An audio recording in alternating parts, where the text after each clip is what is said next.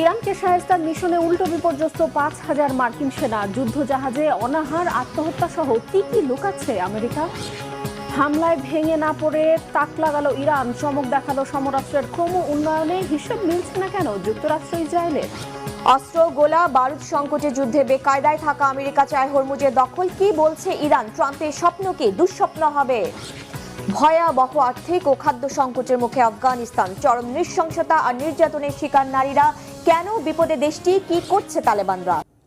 ইরানের প্রবল প্রতিশোধ জলে স্থলে নাস্তানাবুদ করেছে, পুড়িয়ে মারছে পরাশক্তি আমেরিকাকে। মধ্যপ্রাচ্যের দেশে দেশে মার্কিন ঘাঁটিগুলোতে আর আস্ত রাখেনি তেহরানের বিরচিত প্রতিরোধের আগুন। প্রতিকূল পরিস্থিতিতে সেই আতঙ্ক আর দুর্বলতা ঢেকে পশ্চিমা দম্ভ অটুট রাখতে প্রায় জোর করেই সাগরে ভাসিয়ে রাখা হয়েছে ৫,০০০ সেনাসহ মার্কিন রণতরী ইউএসএস আব্রাহাম লিঙ্কনকে। জাহাজে সেনা সদস্যদের মধ্যে খাদ্য সংকট আর আত্মহত্যার চেষ্টার খবরও আড়ালের চেষ্টা হলেও তা মোটেই চাপা থাকেনি, ফাঁস করে দিয়েছে খোদ মার্কিন গণমাধ্যম। এখনো নিয়মিত যার সাফাই দিতে হিমশিম দশা মার্কিন প্রশাসনের। আর কি কি লুকাচ্ছে মার্কিন বাহিনী? নাইম আহমেদের ডেস্ক রিপোর্টে থাকছে বিস্তারিত। এক বা দুই দিন নয়, প্রায় ৯ মাস ধরে সাগরে ভাসছে পারমাণবিক শক্তিচালিত আমেরিকার যুদ্ধজাহাজ ইউএসএস আব্রাহাম লিঙ্কন। কোনো ক্রমেই স্বস্তিদায়ক হচ্ছে না এবারের যাত্রা। কারণ ইরানের বিধ্বংসী ক্ষেপণাস্ত্র আর ড্রোন হামলায় মধ্যপ্রাচ্যে যখন লণ্ডভণ্ড একের পর এক মার্কিন ঘাঁটি, তখন মান বাঁচিয়ে যুদ্ধের ময়দানে টিকতে এই যুদ্ধজাহাজ ছাড়া বিকল্প ছিল না দাম্ভিক মার্কিন প্রেসিডেন্ট ডোনাল্ড ট্রাম্পের। প্রায় ৫,০০০ নাবিক নিয়ে টানা ২৬৬ দিন ভাসছে বিমানবাহী এই রণতরী। এর মধ্যে প্রায় ২০০ দিনই কাটিয়েছে যুদ্ধক্ষেত্রে।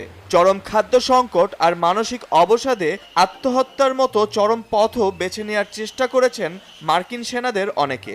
কারণ ওই রণতরীর আরোহীদের জন্য এই যুদ্ধ যেন অসমাপ্ত কোনো কারাগারের চেয়ে কম নয়। কেন এই পরিস্থিতি? কতটা চাপের মধ্যে রয়েছে রণতরীটির নাবিকেরা? ইসরায়েলের উস্কানিতে ইরানে মার্কিন হামলা, সাফল্যের ফুলঝুরি ট্রাম্প প্রশাসনের মুখে থাকলেও বাস্তবতা দেখাচ্ছে ভিন্ন চিত্র।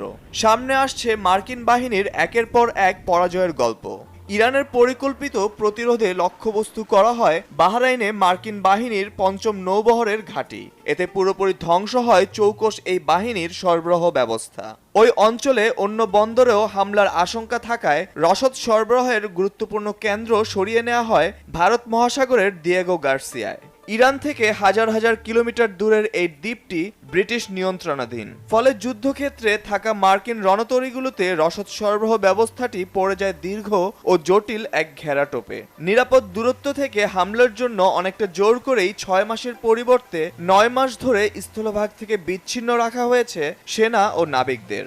বন্ধ আছে পরিবারের সাথে যোগাযোগের সুযোগও। পরিবারের সাথে দীর্ঘদিন বিচ্ছিন্ন থাকা, ঘুমের ঘাটতি, অনিশ্চয়তা আর অবিরাম যুদ্ধ প্রস্তুতিতে নাবিকদের মধ্যে দেখা দেয় প্রচণ্ড মানসিক চাপ। অবশেষে জাহাজটিকে দেশে ফেরানোর আশ্বাস দিয়েছে মার্কিন নৌবাহিনী। প্রশান্ত মহাসাগর থেকে রণতরী ইউএসএস জর্জ ওয়াশিংটন ভারত মহাসাগরে ঢুকলে রেহাই পাবে ইউএসএস আব্রাহাম লিঙ্কন। শুরু হবে দেশের উদ্দেশ্যে স্বস্তির ফিরতি যাত্রা। যুক্তরাষ্ট্রের নৌবাহিনীর ভারপ্রাপ্ত সেক্রেটারি হাংকাও জানিয়েছেন, নাবিকদের কল্যাণ ও নিরাপত্তা অগ্রাধিকার দিয়ে পরিকল্পিত পালাবদলের অংশ হিসেবে রণতরীটি শিগগিরই যুক্তরাষ্ট্রে ফিরে যাবে। বিশ্লেষকদের মতে সব মিলিয়ে মার্কিন বাহিনীর সবচেয়ে গুরুত্বপূর্ণ যুদ্ধযানগুলোর একটির উপর যে চাপ তৈরি হয়েছে তা এখন আর শুধু যুদ্ধক্ষেত্রের বিষয় নয়, এটি হয়ে উঠেছে নাবিকদের মনোবল, সরবরাহ ব্যবস্থা এবং দীর্ঘমেয়াদী সামরিক সক্ষমতার পরীক্ষা। এদিকে ইরান ও কাতারকে ঘিরে সামনে এসেছে আরেক বিতর্ক। ইরানের যুদ্ধবিমানের পাইলট আটক রাখার দাবি অস্বীকার করেছে কাতার। দোহা জানিয়েছে, চলতি বছরের শুরুতে কয়েকজন ইরানি পাইলট কাতারের আকাশসীমা লঙ্ঘন করে। যোগাযোগের চেষ্টা করা হলেও তারা সাড়া দেননি। পরে উদ্ধারকারী দল একজনের মরদেহ পেয়েছে বলে জানিয়েছে কাতার। যদিও আন্তর্জাতিক রেড ক্রস কমিটির কাছে পাঠানো চিঠিতে ইরানের সশস্ত্র বাহিনীর জেনারেল মোহাম্মদ বাগেরজাদে দাবি করেছেন, মার্চে একটি Su-24 যুদ্ধবিমান বিধ্বস্ত হলে ৩ পাইলট জীবিত অবস্থায় কাতারে আটক রয়েছেন। বর্তমানে অঘোষিত যুদ্ধবিরতিতে আছে ইরান ও আমেরিকা। চলছে হরমুজ প্রণালীর নিয়ন্ত্রণ নিয়ে দর কষাকষি। দুই দেশই দাবি করছে হরমুজ তাদের নিয়ন্ত্রণে। এমন ঘোলাটে পরিস্থিতির মধ্যেও সুস্থিরে নেই গণহত্যাকারী ইসরায়েলি বাহিনী। হরমুজ থেকে 2000 কিলোমিটার দূরে লেবাননে জারি রেখেছে গণহত্যার বর্বর মিশন। দক্ষিণ লেবাননের বিভিন্ন গ্রামে বিমান হামলা চালিয়ে হত্যা করা হয়েছে অন্তত 11 জনকে। ইসরায়েলি বাহিনীর দাবি, হিজবুল্লাহর কেন্দ্রীয় সদর দপ্তরে আঘাত হেনেছে তারা। এতে হিজবুল্লাহর এক কমান্ডার নিহত হয়েছেন বলে দাবি করেছে দখলদার ইসরায়েলের প্রধানমন্ত্রী বেনিয়ামিন নেতানিয়াহুর বাহিনী। আমেরিকা হরমুজ প্রণালী দখল করবে তো দূরে থাক, 2029 সালের আগে জলপথটি না খোলার হুঁশিয়ারি দিয়েছে ইরান। মার্কিন প্রেসিডেন্ট ডোনাল্ড ট্রাম্পের হরমুজ প্রণালী দখলের হুমকিকে কানে তুলছে না তেহরান।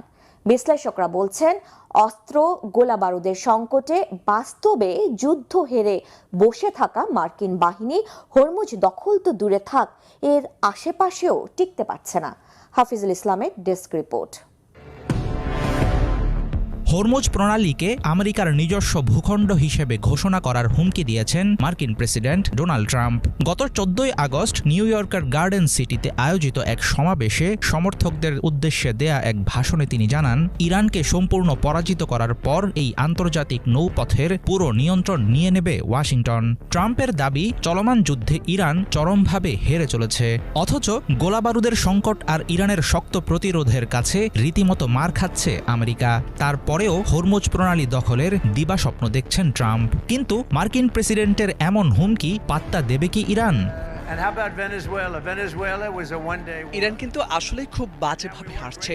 আমরা যখন ওদেরকে পুরোপুরি পরাজিত করব, তারপরই আমি হরমুজ প্রণালীকে যুক্তরাষ্ট্রের একটি ভূখণ্ড হিসেবে ঘোষণা করব। আসল কথা হলো, আমাদের কাছে এখন পুরো অবরোধের নিয়ন্ত্রণ আছে। আমরা না চাইলে কোনো জাহাজই হরমুজ দিয়ে পার হতে পারবে না। মধ্যপ্রাচ্যে চলমান যুদ্ধের উত্তেজনার মাঝেই বিশ্বের সবচেয়ে গুরুত্বপূর্ণ তেল পরিবহনের রুট নিয়ে ট্রাম্পের এমন আগ্রাসী মন্তব্যের কড়া জবাব দিয়েছে ইরান। তেহরানের শীর্ষ এক মন্ত্রী সাফ জানিয়ে দিয়েছেন, কোনো টুইট বা বিমানবাহী রণতরী দেখিয়ে হরমুজ প্রণালী দখলে নেওয়া যাবে না। ইরান কোনো সামরিক হুমকিতে পিছিয়ে আসবে না। আন্তর্জাতিক আইন বিশেষজ্ঞরা বলছেন, হরমুজ প্রণালীকে নিজস্ব সম্পত্তি বানিয়ে যাতায়াতকারী বাণিজ্যিক জাহাজ থেকে 20% কর আদায়ের যে পরিকল্পনা ট্রাম্প প্রশাসন সেটা সম্পূর্ণ বেআইনি। বিশ্ব বাণিজ্যের অন্যতম প্রধান এই রুটে অবাধে চলাচল করার অধিকার কোনো একটি দেশ এককভাবে কেড়ে নিতে পারে না। চলতি বছরের ফেব্রুয়ারি থেকে শুরু হওয়া যুদ্ধের জেরে হরমুজ প্রণালী দিয়ে বাণিজ্যিক জাহাজ চলাচল আটকে দেয় ইরান। সেই ধাক্কায় বিশ্ববাজারে জ্বালানি ও সার সরবরাহে ধস নামে। বর্তমানে আমেরিকার কঠোর সামরিক অবরোধ ও ইরানের ক্ষেপণাস্ত্র আক্রমণের মুখে গুরুত্বপূর্ণ এই নৌপথটি পরিণত হয়েছে এক উত্তপ্ত রণক্ষেত্রে। সাময়িক শান্তি চুক্তি লঙ্ঘন নিয়ে তেহরান ওয়াশিংটনের পাল্টাপাল্টি অভিযোগ ও অবস্থান ইতোমধ্যেই ব্যর্থ করে দিয়েছে যুদ্ধবিরতির সব চেষ্টা। এমন অবস্থায়ও ট্রাম্পের দাবি, একের পর এক সফলতা দেখাচ্ছে মার্কিন সামরিক বাহিনী। সব মিলিয়ে আমরা আসলে খুব ভালো করছি, সব দিক দিয়েই দারুণ এগোচ্ছি। আমাদের সামরিক বাহিনীকে নতুন করে গড়ে তুলছি। সত্যি বলতে এই বাহিনীকে যতটা কাজে লাগানোর ইচ্ছে ছিল আমার, তার চেয়ে একটু বেশি ব্যবহার করতে হয়েছে। অবশ্যই এতে কোনো সমস্যাও নেই, কারণ আমরা তো কোনোভাবেই ইরানকে পারমাণবিক অস্ত্রের মালিক হতে দিতে পারি না। যুক্তরাষ্ট্রের মধ্যবর্তী নির্বাচনকে সামনে রেখে ইরান যুদ্ধে জয়ের বার্তা দিয়ে যাচ্ছেন প্রেসিডেন্ট ট্রাম্প। তবে নিজ দেশের ভেতরেই সাধারণ মানুষ ও ভোটাররা এই যুদ্ধের তীব্র বিরোধিতা করছে। সংশ্লিষ্ট বিশ্লেষকদের ধারণা, মধ্যপ্রাচ্যে চরম ব্যর্থতা ও জ্বালানির মূল্য বৃদ্ধি ট্রাম্পের জন্য তৈরি করছে বড় ধরনের রাজনৈতিক ঝুঁকি। ইরান যুদ্ধের 6 মাসে এসে ট্রাম্প প্রশাসন যে হিসাব মিলাতে পারছে না, তার নানা কাণ্ড কারখানা আজ দিবালোকের মতো স্পষ্ট। বিশেষ করে গোপনে মার্কিন প্রেসিডেন্ট ডোনাল্ড ট্রাম্পের বিমান বদল, থার্ড ক্ষেপণাস্ত্রের তীব্র ঘাটতি আর যুদ্ধজাহাজে নাবিকদের মানসিক অবসাদ মার্কিন সামরিক সক্ষমতাকে বড় প্রশ্নের মুখে ঠেলে দিয়েছে। হরমুজ প্রণালী ঘিরে অচলাবস্থা আর জ্বালানির মূল্য বৃদ্ধির কারণে যুক্তরাষ্ট্রের অভ্যন্তরীণ রাজনীতিতেও চলছে চরম অস্থিরতা। হাফিজুল ইসলামের ডেস্ক রিপোর্ট। ইরানকে নিয়ে প্রেসিডেন্ট ডোনাল্ড ট্রাম্পের মাথা ব্যথা যেন বেড়েই চলেছে। 6 মাস পার হলেও যুদ্ধ শেষ হওয়ার কোনো লক্ষণ নেই। ট্রাম্প ভেবেছিলেন মাত্র কয়েক সপ্তাহের মধ্যেই তেহরানকে নতি স্বীকার করানো যাবে, কিন্তু বাস্তব চিত্র সম্পূর্ণ ভিন্ন।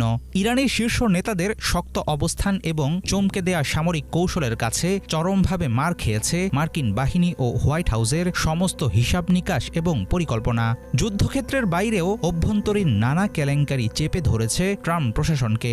সম্প্রতি তুরস্কে ইরানি ক্ষেপণাস্ত্রের ভয়ে ট্রাম্পকে গোপনে বিমান বদল করতে হয়েছে, আর এটি ছিল মার্কিন সামরিক শক্তির সম্মানে মারাত্মক আঘাত। চলমান যুদ্ধে নতুন সংকট হিসেবে দেখা দিয়েছে মার্কিন সেনাদলের অস্ত্র ও ক্ষেপণাস্ত্রের ভয়ানক ঘাটতি। যুক্তরাষ্ট্রের গুরুত্বপূর্ণ আকাশ প্রতিরক্ষা ব্যবস্থা থার্ডের প্রায় ৮০% ক্ষেপণাস্ত্রই ইতিমধ্যে শেষ হয়ে গেছে। মার্কিন সামরিক কমান্ডারদের সতর্কতার পরেও অপরিকল্পিতভাবে দীর্ঘ সময় ধরে যুদ্ধ চালিয়ে যাওয়ায় আরও ঘনীভূত হয়েছে এই সংকট। এর জেরে ঝুঁকির মুখে পড়েছে মার্কিন সামরিক বাহিনীর সক্ষমতা। অন্যদিকে পারস্য উপসাগরে দীর্ঘ ২৫০ দিনেরও বেশি সময় ধরে টানা মোতায়েন থাকা যুদ্ধজাহাজ ইউএসএস আব্রাহাম লিঙ্কনের নাবিকদের মধ্যে ছড়িয়ে পড়েছে তীব্র মানসিক অবসাদ, যার ফলে একাধিক সদস্যের সমুদ্রের পানিতে লাফিয়ে পড়ার খবরও সামনে এসেছে। বর্তমানে ওয়াশিংটন ও তেহরানের মধ্যকার বাকযুদ্ধ নতুন মাত্রা নিয়েছে। মার্কিন প্রেসিডেন্ট ডোনাল্ড ট্রাম্প হরমুজ প্রণালীকে যুক্তরাষ্ট্রের ভূখণ্ড হিসেবে ঘোষণা করার হুমকি দিয়েছেন, আর ইরান এই দাবি সরাসরি প্রত্যাখ্যান করে সাফ জানিয়ে দিয়েছে রাজনৈতিক ভাষণ বা টুইট করে হরমুজ প্রণালীর নিয়ন্ত্রণ নেওয়া অসম্ভব এবং যুদ্ধ বন্ধ না হওয়া পর্যন্ত এই গুরুত্বপূর্ণ নৌপথ তাদের নিয়ন্ত্রণেই থাকবে।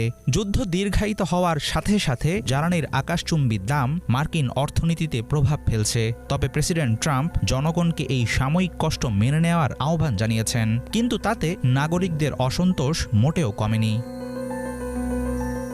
মধ্যপ্রাচ্যে ব্যর্থতার পাশাপাশি রাজনৈতিকভাবেও ট্রাম্পের উপর চাপ ক্রমশ বাড়ছে। যুক্তরাষ্ট্রের আগামী মধ্যবর্তী নির্বাচন খুব কাছে চলে এসেছে।